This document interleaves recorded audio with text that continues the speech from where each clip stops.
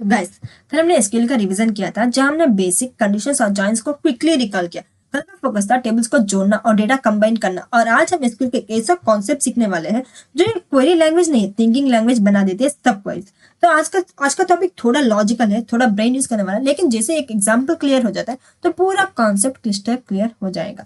तो क्वेरीज क्यों यूज करते हैं, इसमें इसको मीन्स इसका इंट्रोड्यूस कब हुआ, हम इसकी हिस्ट्री जान लेते हैं। जब एसक्यूएल शुरू हुआ था तब क्वेरी सिंपल होती थी, डेटा लाओ, फिल्टर लगाओ और रिजल्ट दिखा। लेकिन जैसे जैसे कंपनीज बड़ी हुई, क्वेश्चंस भी कॉम्प्लेक्स हो गए। जैसे कि एवरेज से ज्यादा सैलरी कौन ले रहा है, सबसे ज्यादा सैलरी किसकी है, जैसे किसी डिपार्टमेंट में कौन कौन काम करता है। तो इन सब क्वेश्चंस को आंसर सिंगल सिंपल क्वेरी से पॉसिबल नहीं हुआ था। इसीलिए एसक्यूएल में एक पावरफुल कॉन्सेप्ट इंट्रोड्यूस किया गया, सब क्वेरी, जिसमें एक क्वेरी को रिजल्ट्स दूसरी क्वेरी में यूज करती है। इसी वजह से सब क्वेरीज रियल प्रोजेक्ट और इंटरव्यूज में बहुत ही इंपॉर्टेंट होती है।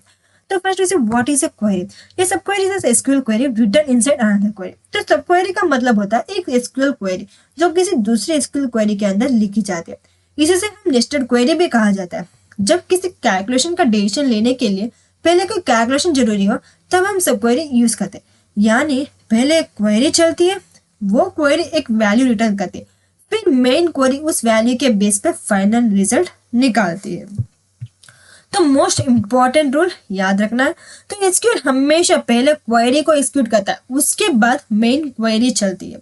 तो inner query first, outer query later. तो अब हम इसकी सिंटैक्स को समझ लेते हैं। देखिए, select column name from table name, जो भी हम टेबल चाहेंगे उसमें से, फिर कॉलम नेम ऑपरेटर हम डालेंगे, ब्रैकेट के अंदर हम एक और क्वेरी लिखेंगे। तो ब्रैकेट के अंदर वाली क्वेरी को कहा जाता है सब क्वेरी, और ब्रैकेट के बाहर वाली क्वेरी को कहा जाता है मेन मींस आउटर क्वेरी कहा जाता है।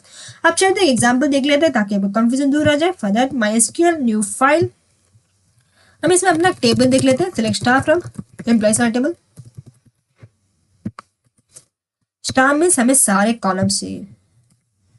तो we run this employees table के अंदर से सारे एम्प्लॉयज इसमें दिख चुके हैं। 14 एम्प्लॉयज टोटल इसमें रन हो चुके हैं।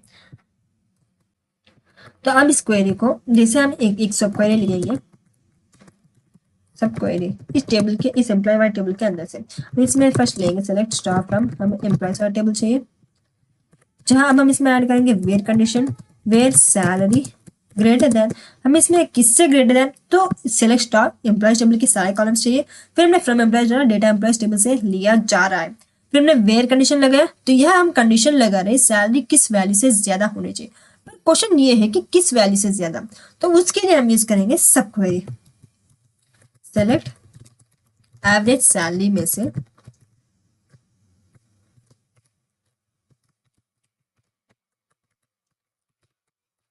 From employees.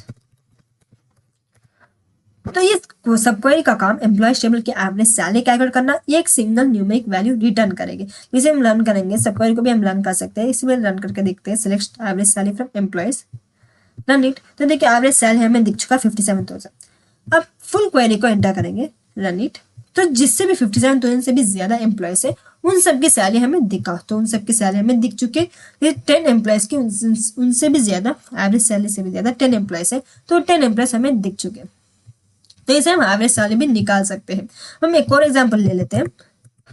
इससे में से जिसे कंपनी बोलते हैं पहले एवरेज सैलरी निकालो, फिर उन एम्प्लॉयज को आइडेंटिफाई करो जो एवरेज से ज्यादा कमा रही हो। तो इसमें calculation is equal to sub, तो इसमें calculation is equal to subquery, decision is equal to main query, बिल्कुल ह्यूमन थिंकिंग जैसे। Now is another example, employee with highest salary. Same हम ऐसे लेंगे, सेलेक्ट, हमें एम्प्लॉय वाला टेबल ही चाहिए, एम्प्लॉयज, वेयर कंडीशन लगाएंगे, where salary is equal to जिसकी मैक्सिमम सैलरी हो वो एम्प्लॉय हमें दिखाओ। तो मैक्सिमम सैलरी फ्रॉम एम्प्लॉयज। तो मैक्सिमम सैलरी कितनी वही हम देख लेते हैं फर्स्ट, रन दिस।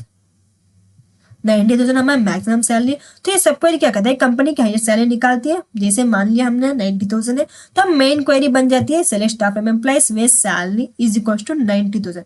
जो भी एम्प्लॉयज 90,000 है उन सब की सैलरी, उन सब का डेटा हमें चाहिए। तो इसे हम रन करेंगे तो देखिए टोटली 4 नंबर से, तो सिर्फ वही एम्प्लॉयज आएंगे जिसकी सैलरी सबसे ज्यादा हो, 4 एम्प्लॉयज की सैलरी सबसे ज्यादा है, तो इसे हम हाईएस्ट सैलरी भी निकाल सकते हैं। अगर आप चाहें तो मुझे सेम डिपार्टमेंट वाला मेंबर चाहिए, इसे सेलेक्ट स्टार फ्रॉम, हम ले लेते हैं एम्प्लॉयज वेयर आईडी, यहाँ पे ग्रेटर देन हम इज इक्वल टू लगा लेंगे, कुछ भी आप लगा सकते हो ऑपरेटर। हम इसमें सब क्वेरी एंटर करेंगे, आईडी इज इक्वल टू या फिर ID from employees where name आप लेंगे जो भी आपके टेबल में से, हम ले लेते हैं कौन सा बिग नाम, जो भी एम्प्लॉय टेबल में से वो नाम हम ले लेते हैं। अब इसको रन करेंगे, दिस इज आईडी 2, इस एम्प्लॉय सेम डिपार्टमेंट में से आईडी 2 है। जैसे हम इस सबको रन करेंगे तो आईडी 2 वाला एम्प्लॉय हमें दिख जाएगा। जैसे इसमें देखिए, ये जो भी एम्प्लॉय के डिपार्टमेंट आईडी निकालेंगे, मान लो डिपार्टमेंट इज इक्वल टू 2, तो उस डिपार्टमेंट के सारे एम्प्लॉयज दिख जाएंगे, जैसे दिख चुके। जैसे हम इजी सब क्वेरी के अंदर से हम ले सकते हैं।